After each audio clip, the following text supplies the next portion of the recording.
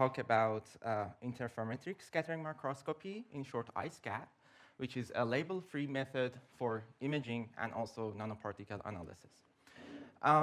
So I start from, as we have also biology audience here, I'm gonna start from a cell. As you know, it's a complex system, has a lot of organelles that are ranging from few nanometers to micrometer size. A go-to method is usually fluorescence. So you just bind your fluorescent molecules to the targets that you want to study. So therefore, you have specificity, which is very nice. But the photobleaching is limiting your observation time, and potentially the fluorescent molecules can cause alterations in the biochemistry of the cell. On the other hand, there is another group of microscopy methods which are label-free. So for example, here we have a bright field image of the same cell. It is label-free, but it lacks nanoscale sensitivity. So with ISCAT, we introduce a method which is both label-free and has the nanoscale sensitivity. So going to the ISCAT setup, it's very simple. We use a laser. We focus it on the back focal plane of the microscope objective. Therefore, our illumination will be a collimated beam. On the sample, we have nanoparticles or cells or whatever, which they scatter light. And this scattered light is collected using the objective and is projected onto the camera. So we have the scattering signal on our camera. Another signal that we have is a reflection from the upper surface of the cover glass. So because the light is going from glass to a buffer, which has a different refractive index, we get a reflection, which is also projected onto the camera.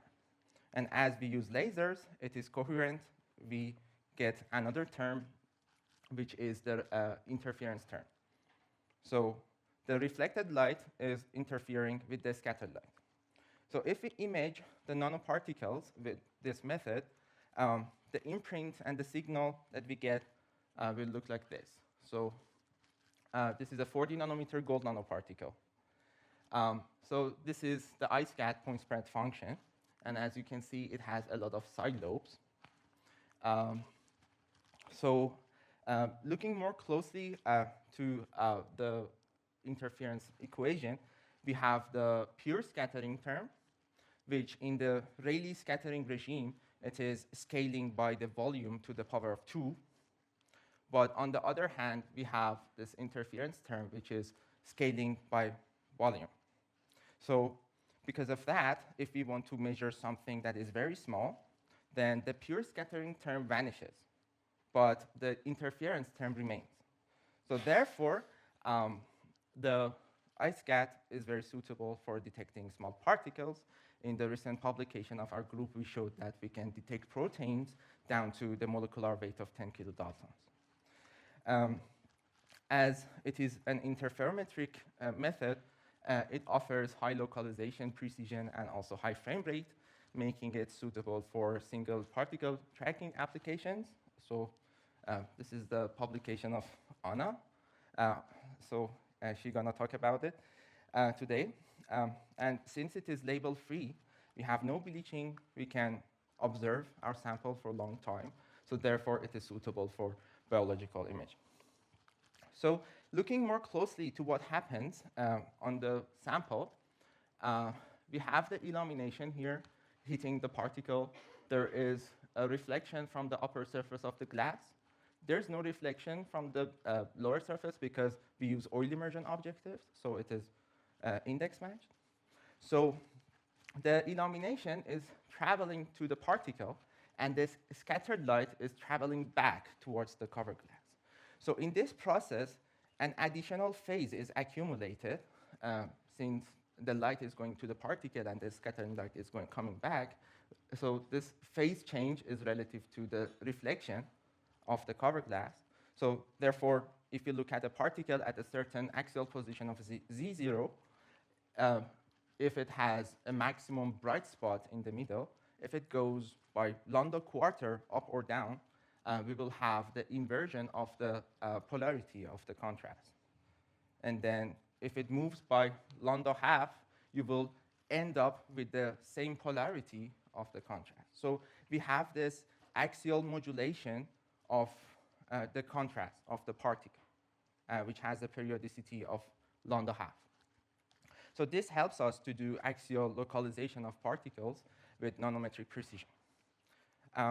There is another characteristic of IPSF, which is its axial range. So if you put the focal plane of your microscope like 15 micrometers above the cover glass, you will still see the signal from the particles which are way away from the focal plane. And so because we have a spherical aberration, the IPSFs of the particle above the focal plane will not be similar to the ones that are below the focal plane. So therefore, we can distinguish if a particle is above or below the focal plane. So this is all with a microscope objective, which has the Rayleigh range of around 1 micron. And this is due to the interference signal. So using this signal of the IPSF, we developed a method that we can do 3D tracking of nanoparticles in solution. So here is a video and a trajectory of 40 nanometer gold nanoparticle diffusing in water, recorded at 200 kilohertz of frame rate. And yeah. Just a quick, I understood how you can track the height. Yes. I didn't understand how you can track X and Y. Yes, the X and Y is using the radial variance transform, which is Anna's work. Yes. So she will. Okay. No, it's just a curiosity. Yeah. Okay. Okay, later. So it uses the circular symmetry of the IPSF to find the XY, and then we use the radial profile of it to extract the axial position. So in this publication, we showed that we can achieve axial range of more than 30 micrometers using an objective which has like Rayleigh range of like 1 micron. Sorry, nanometer localization precision, you mean lambda over 4? No. Less. I mean, depends on the particle and the SNR. So the smaller your particle is, the less is SNR, therefore more will be your axial localization error. But for 40 nanometer gold nanoparticle, it is well below 10 nanometers. Below 10? Well below 10, yeah. A few nanometers. Yeah. So going away from single particle measurements, if we want to image a complex medium with iSCAN, like imaging a cell, we will have an issue. So I tell you why. Because we have a lot of scatterers inside the cell. And each of these scatterers will have an imprint on the camera, right? And as the IPSF has large lateral extent, they will overlap with each other. And at some point, when the medium is getting more crowded and crowded, you will end up with a speckle pattern. So if you image a cell with wide field iSCAN, you will end up with a dynamic speckle pattern. So we cannot resolve the structures here. There is not much information to be extracted. So how we can mitigate this is to just limit the lateral extent of the IPSF.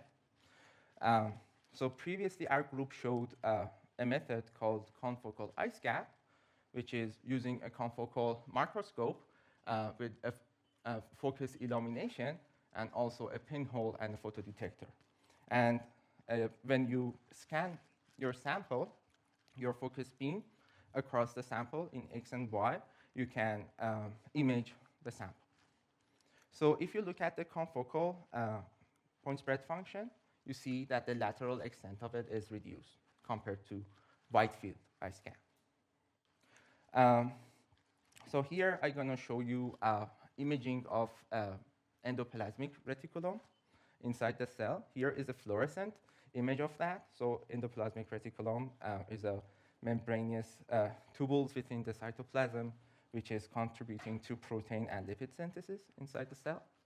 And if we record a video using confocal iSCAN, we could clearly see the ER sheets inside the cell, also transport of vesicles within the cell.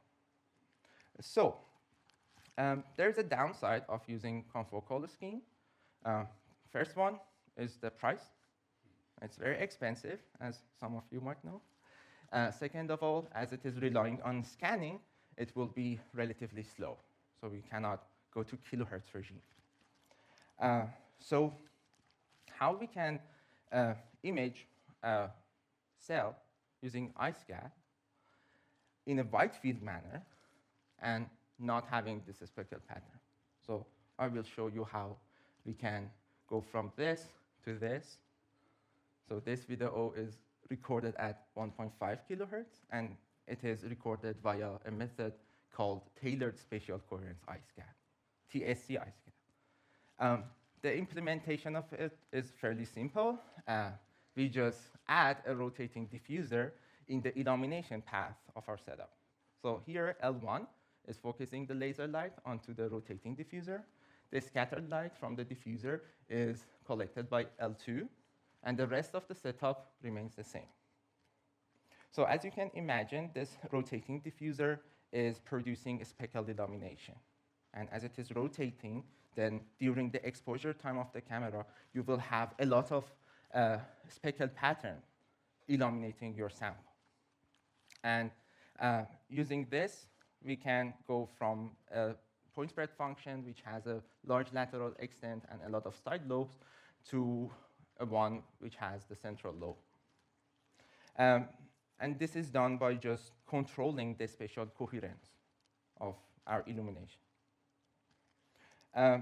We can also tailor this coherence, according to the application that we have. We do it via a variable lens. So this L1 has a variable focal length, so we can change the focal length. And depending on the area of the diffuser that is illuminated, the speckled grain size, which is projected onto the sample, is changed. So if we use a very large speckled grain size for the illumination, the coherence volume is large, right?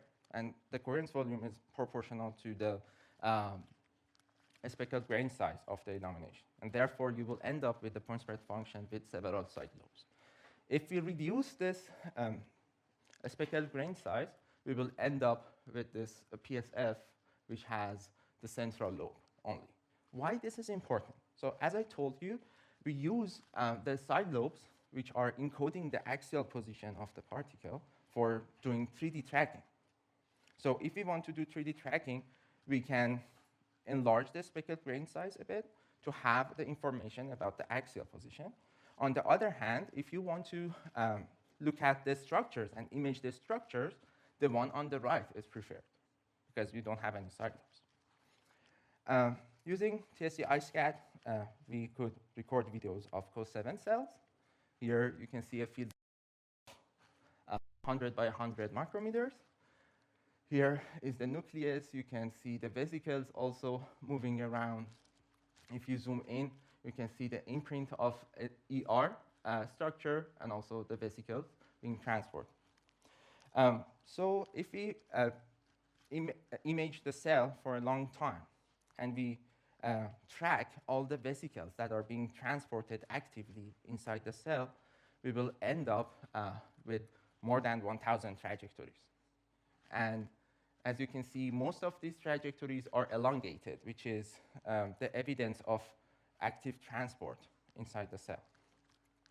If we look more closely to one of these vesicles being transported, here you can see one in the middle being tracked. So it is being transported. It dwells here a bit, and then it returns. And if you look at the 2D trajectory of it, you might think that it returns on the same path. But looking more closely to the radial profile, which is encoding the axial position, you can retrieve the 3D trajectory, and then you see that the return path is not the same. So I talked mostly about bioimaging, but iSCAD has a lot more applications, for example, particle characterization, which my colleague Anna Kashakanova is gonna talk about.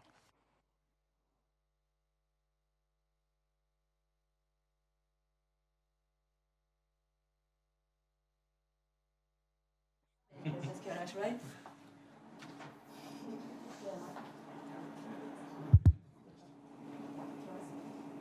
Yeah. Cool, thank you. I'm not a biologist, but I can kind of get this as a cool technique. I'm also not.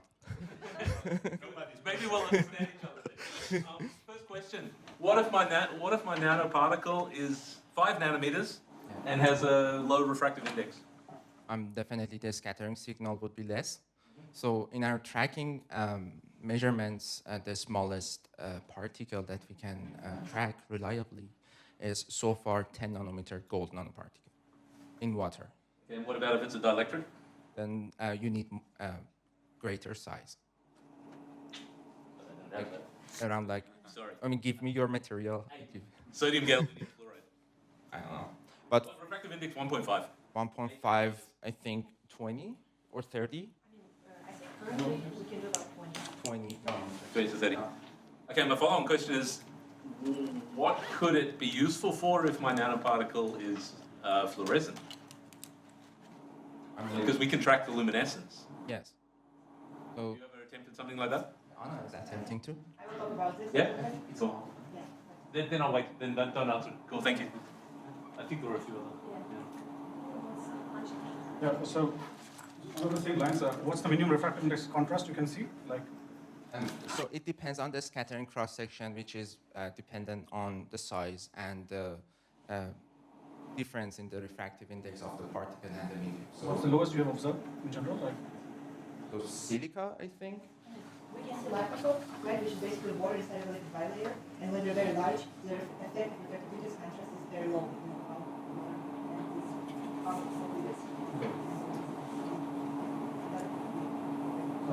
and just when you showed the first piece, right, the setup, don't you have the back reflection as well, which goes to the might also get interfered. So how do you get rid of that? From the covers. And this can influence your contrast as well, I assume.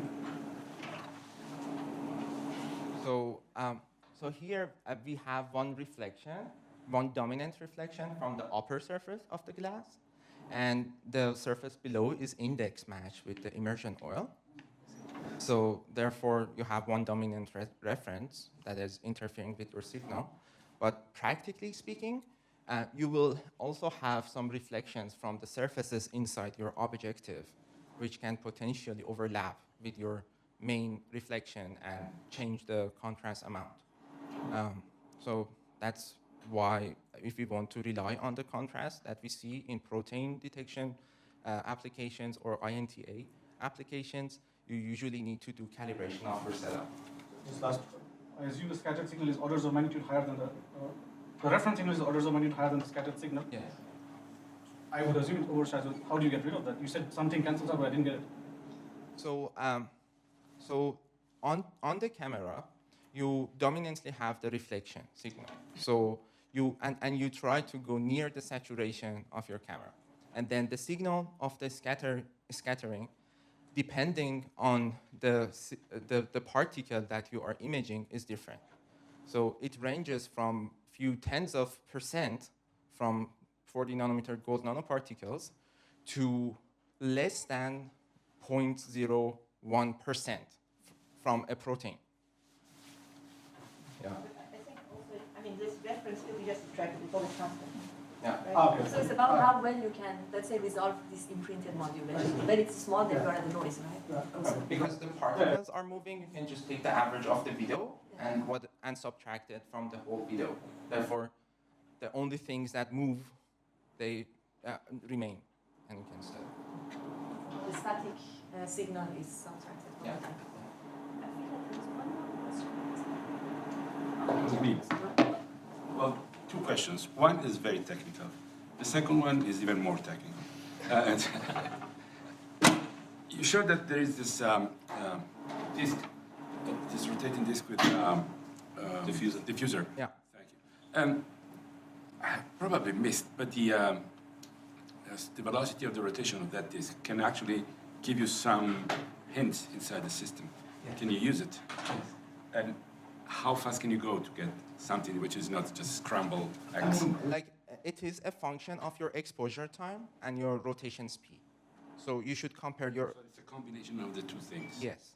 So during the exposure time of the camera, the more your rotating diffuser is rotating, the more homogeneous will be your background.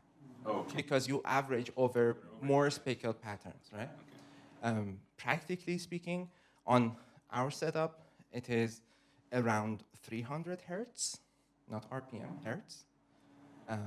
And we can image easily at 3 kilohertz.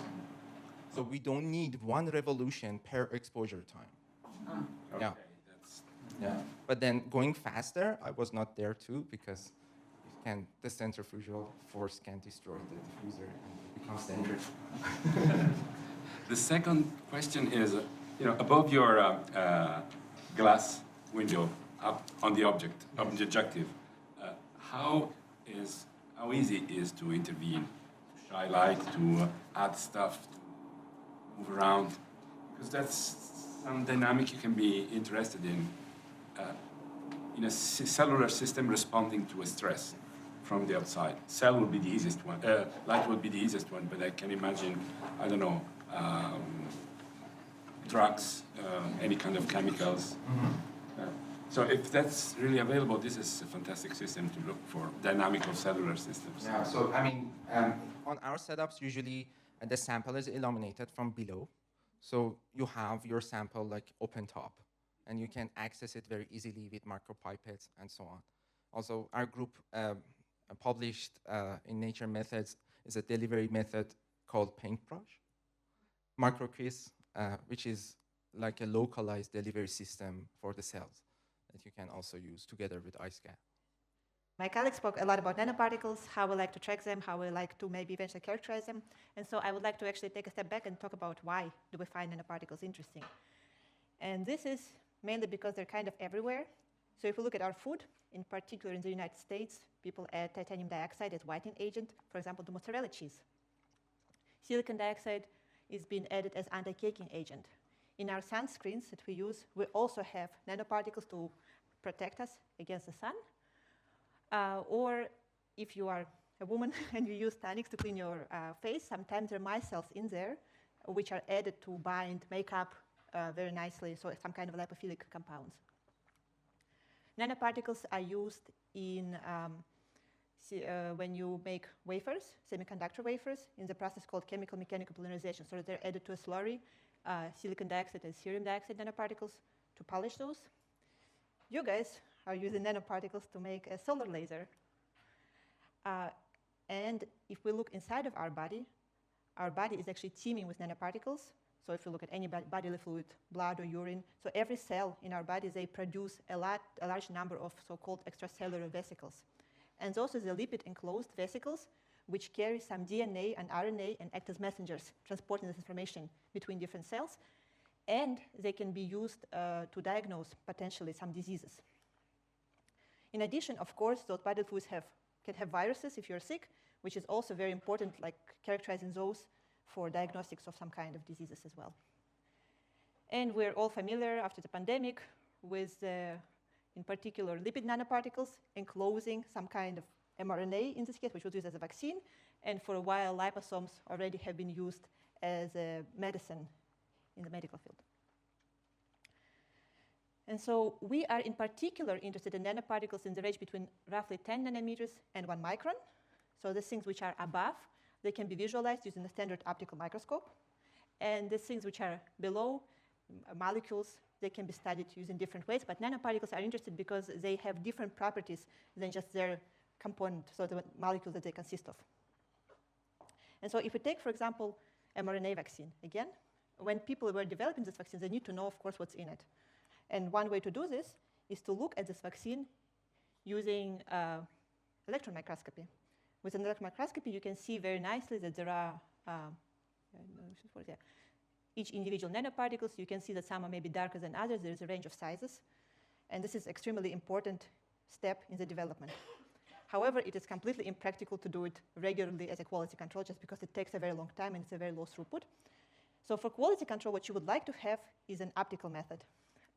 The problem, however, is if you look at those nanoparticles under an optical microscope, they just look as bright spots. It's not completely, because they're below the diffraction limit, which is for visible light around 200 nanometers. Those bright spots are not completely without information because they are proportional to the scattering cross-section, which depends on the wavelengths of light, the refractive index of the nanoparticle, the refractive index of the medium, and the size of the nanoparticle. But you cannot figure out both refractive index and the size just by looking at how bright the spot is. And so the way people normally figure out the size of the nanoparticles, it's actually another very standard technique, is using nanoparticle tracking analysis. In this technique, you have a bunch of your particles swimming in solution. You illuminate them with a laser, and you image them on the camera. What you see is a bunch of bright spots moving around. You track them, kind of like Kia was explaining. You get the trajectories. Then from each trajectory, what you can calculate is mean square displacement per given time difference. And you can feed it. The slope of the line for each dimension that you will feed it with will be proportional to twice the diffusion constant. And the diffusion constant can be then related to the diameter of the particle, provided you know both temperature and viscosity of the medium. It's actually like a very common technique. I think thousands of laboratories worldwide are using it. One of the problems with this technique is that the intensity that you get for those spots is proportional to size to the 6th power. So if you have just 2 times size difference between nanoparticles, you will have the difference in intensity by a factor of 64. So like I tried to illustrate here, we have some bright spots and some very dim spot. In additionally, because the intensity goes as times to the 6, it's generally very low for low particles. So you cannot image very fast. You have to integrate for a long time if you want to use reasonable laser powers. So generally, in those instruments that you can buy, they generally image between 25 and 100 frames per second. In addition, like I just explained, the dynamic range is pretty low, so it's hard to measure mixtures, which is actually what a lot of time we care about. We don't know what's in our sample, we want to know what's in our sample. And so this is where iSCAT comes in, which Kia has now explained how it works. I use the same setup that Kia just described with exactly the same equation. And you see that this term goes as size to the 6, while the interference term goes as size cubed. So for a lot of particles, the size to the 6th term is actually so small it's negligible. If you look at on the camera, you see a bunch of particles diffusing with their IPSFs. We can track them, and again, the same way extract their size. So the signal that we get is quite a bit stronger than one would get in dark field microscopy, which is what is used by standard NCA instruments. So that means we can go to higher frame rates. In my instruments, I use about 10,000 frames per second. Kia can go up to 200,000 frames per second. In addition, again, Kia explained we have much longer Z range, so we see particle as it diffuses near the focal plane, which those two combine to give us much longer trajectories and better precision in diffusion, in determination of diffusion constant, so lower error on size. And if we look at a model system, such as 30 nanometer gold nanoparticles, and we measure them with our technique, and also with electron microscopy, which is a gold standard, we see that the size distribution we get with INCA is comparable to what we get with electron microscopy. If we measure the same sample with standard nanoparticle tracking analysis, dark field based, we see a much broader size distribution. Things get even more interesting if we look at a mixture of nanoparticles. So we've mixed 15, 20, and 30 nanometer gold nanoparticles. And then, in addition to the size for each particle, I can also determine its interferometric contrast, so how bright does this particle get as I image this, which should be proportional to size cubed. Now, if I plot hydrodynamic diameter, which I detect for each particle in my mixture, or from each trajectory that I image, and apply the third root of the contrast, I see very nicely 3 individual clouds, which I can resolve, and this is not possible to do with any other optical technique. In addition, because contrast is proportional to size cubed, it's expected that they should lay on a line. They're kind of the same thing. But the slope of this line is determined by the refractive index of the particle here. So it does not just depend on the size, but also on the refractive index. Now, if I have a mixture of nanoparticles, so gold, silica, and polystyrene in my case, and I measure them with my setup, I see 3 individual clouds, which actually all lay on the lines which I calculated given the refractive index of my material. And this has turned out to be very useful for biologists. Because in a way, so I'm a physicist. To me, biology was just a mixture of lipids, proteins, and water with some DNA. But even if you look at just those components, their refractive index are very different. And if you look at different biological nanoparticles, the ratio to which water and proteins and lipids go into the particles is very different, for example, for a liposome and for a virus. And this was our first kind of serious biological collaboration. We met some people from University Hospital Erlangen, and they are interested in melanoma. What is known is that tumor cells, so I mentioned before that all cells secrete extracellular vesicles in our body. Tumor cells secrete particularly large number of those extracellular vesicles.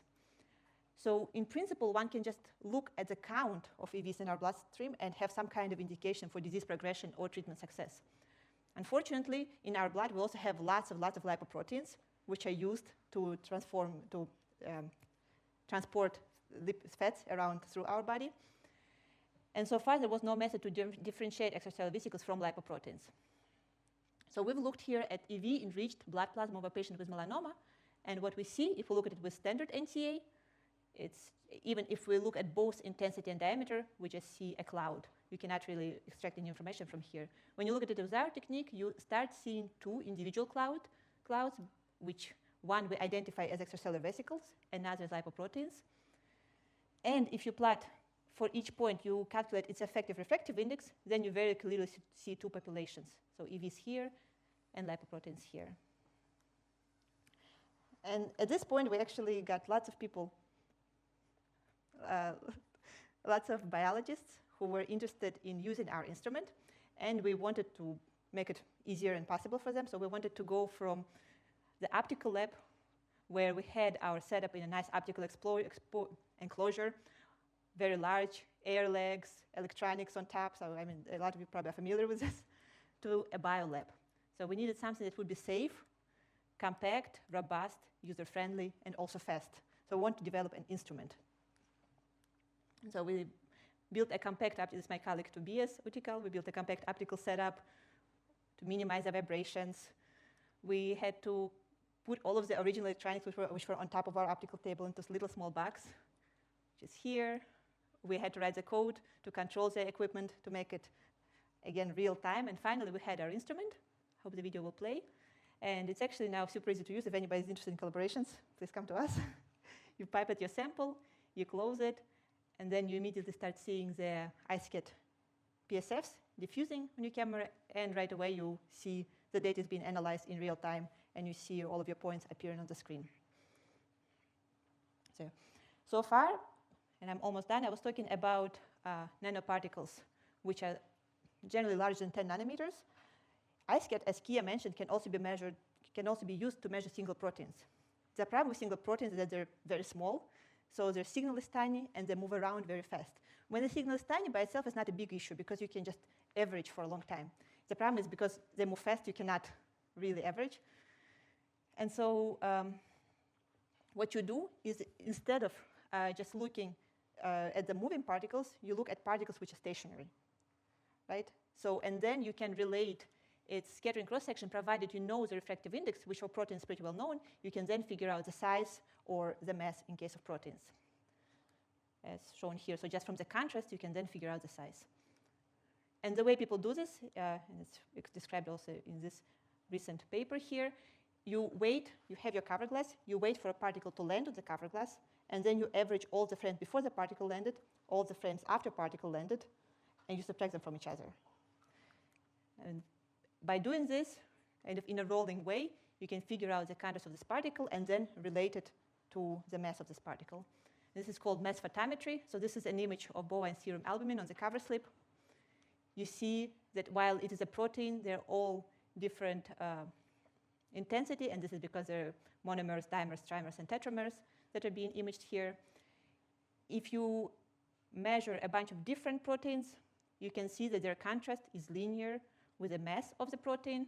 And so you can use this technique to measure unknown samples. So you measure the contrast of the proteins at the land of the cover glass, and from there, you get the mass of the proteins. So that's it.